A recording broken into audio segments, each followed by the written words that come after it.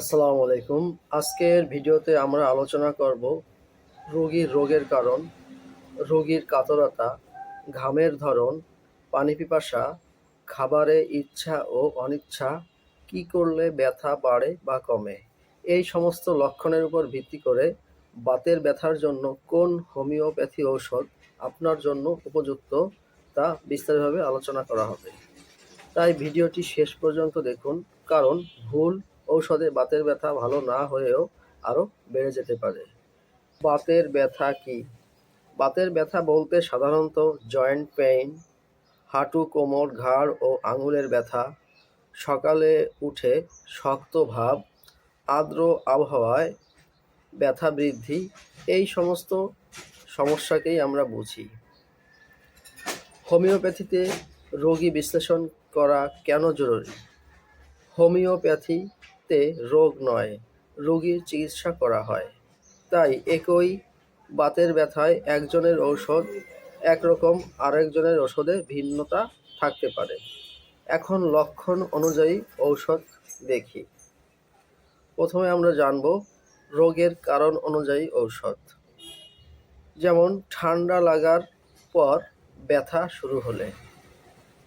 রাস্টক্স সাধারণত ঠান্ডা বাতাসে ব্যথা বাড়ে, নড়াচড়া করলে কিছুটা আরাম, শুয়ে থাকলে ব্যথা বাড়ে।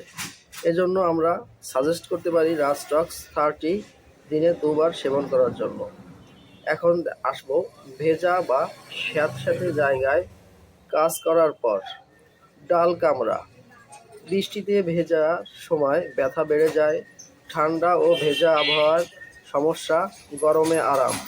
এই 3টি লক্ষণ যদি বিশ্লেষণ করি তাহলে আমরা ডাল কামড়া সিলেক্ট করতে পারি। এখন দেখব রোগীর কাতরতা। তা হচ্ছে রোগীর কাতরতা। রোগীর কাতরতার উপর ভিত্তি করে আমরা কয়েকটি ওষুধ নির্বাচন করতে পারি। যেমন রোগী খুব অস্থির, এক জায়গায় স্থির থাকতে পারে না, এই ক্ষেত্রে রাস্টক্স ব্যবহার করতে পারেন। যেমন রাস্টক্সের বৈশিষ্ট্য ব্যথায় ছটফট করবে, বারবার এপাশ থেকে ওপাশ ফিরতে হবে।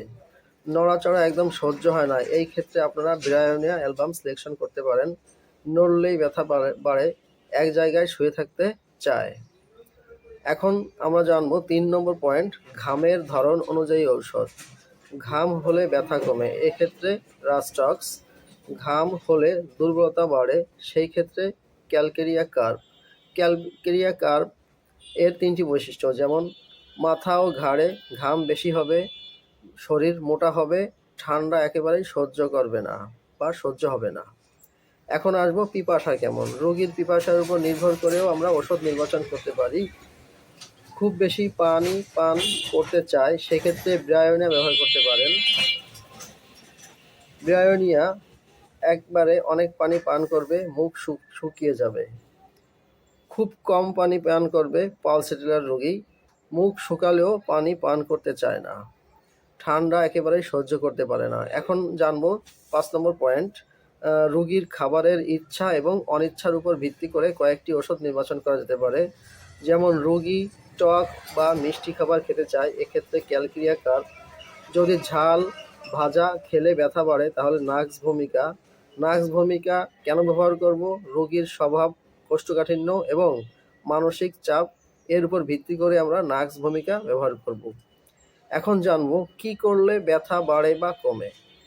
যেমন রাস্টক্স নড়াচড়ায় আরাম, ব্রায়োনিয়া বিশ্রাম করলে আরাম, আবার রাস্টক্স গরমে আরাম, পালসেটিলায় ঠান্ডায় আরাম, রুটা মালিশ করলে আরাম।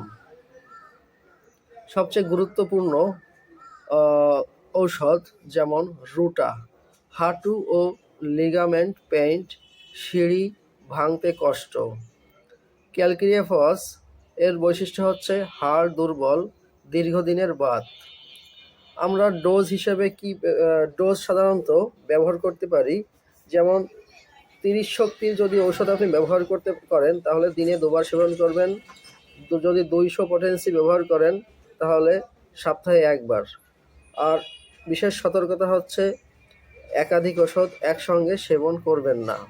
সতর্কতা: দীর্ঘদিনের ব্যথা, হাঁটু ফুলে যাওয়া, বাতের সাথে জ্বর, অবশ্যই এ ধরনের সমস্যা থাকলে অবশ্যই অভিজ্ঞ একজন হোমিও চিকিৎসকের পরামর্শ নিন। আজকের ভিডিও থেকে আমরা জানলাম লক্ষণ দেখে বাতের ব্যথার ঔষধ নির্বাচন, ভুল ঔষধ কেন কাজ করে না। ভিডিওটি যদি ভালো লাগে অবশ্যই আমাদের চ্যানেলে একটা লাইক দিবেন, চ্যানেল সাবস্ক্রাইব করবেন, পাশে থাকা বেল আইকনে ক্লিক করুন। ধন্যবাদ।